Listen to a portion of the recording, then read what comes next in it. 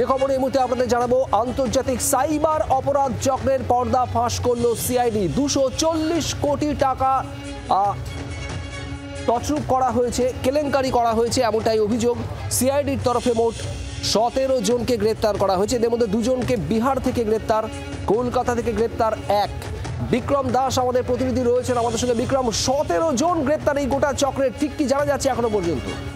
দেখো, আন্তর্জাতিক সাইবার প্রতারণা চক্রের বড়সড় পর্দা ফাঁস করলো সিআইডি তদন্তকারী আধিকারিকরা এবং তার সঙ্গে বিধাননগর পুলিশ কমিশনারের। যেটা আমরা জানতে পারছি যে গত জুন মাসে একজন চিকিৎসক তিনি অভিযোগ করেন যে ইনভেস্টমেন্টের জন্য তিনি একটি অ্যাপ, সেই অ্যাপে তিনি একটি কারেন্ট অ্যাকাউন্ট খোলেন এবং একটি কোম্পানি খোলেন এবং মূলত নিউ টাউনে সেই কোম্পানিটি ছিল এবং তারপর থেকেই তার 1,13,00,000 টাকা তার অ্যাকাউন্ট থেকে গায়েব হয়ে গিয়েছে এবং ওই অ্যাপেরও আর কোনো অস্তিত্ব নেই।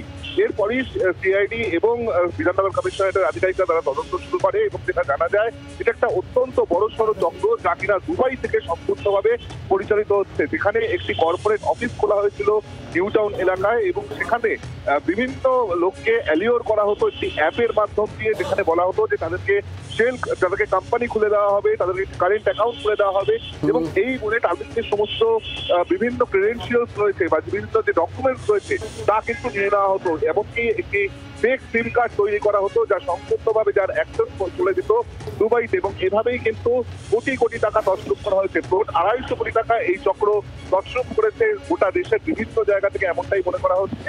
এবং যে মূল মাস্টার মাইন্ড মায়াঙ্ক আগরওয়াল, সে কিন্তু একজন চার্টার্ড অ্যাকাউন্টেন্ট এবং দুবাইতেই মূলত তিনি থাকতেন। কলকাতায় তার আসা যাওয়া ছিল কারণ শিলিগুড়িতে তার বাড়ি। এরপরে পুলিশ আধিকারিকরা এই মায়াঙ্ক সহ 3 জন যারা এই ঘটনায় মাস্টার মাইন্ড তাদেরকে গ্রেফতার করেছে এবং অন্যান্য যে সমস্ত লিঙ্কম্যানরা রয়েছে আরো 14 জন তাদেরকেও গ্রেফতার করা হয়েছে, এমনটাই পুলিশ সূত্রে জানানো হচ্ছে। পুলিশ সূত্রের খবর, এই চক্র আপাততভাবে আরো কোথায় কোথায় ছড়িয়ে রয়েছে এবং কোথায় কোথায় সাইফন করা হয়েছে তা খতিয়ে দেখছেন তদন্তকারী আধিকারিকরা। বিক্রম, ধন্যবাদ তোমাকে।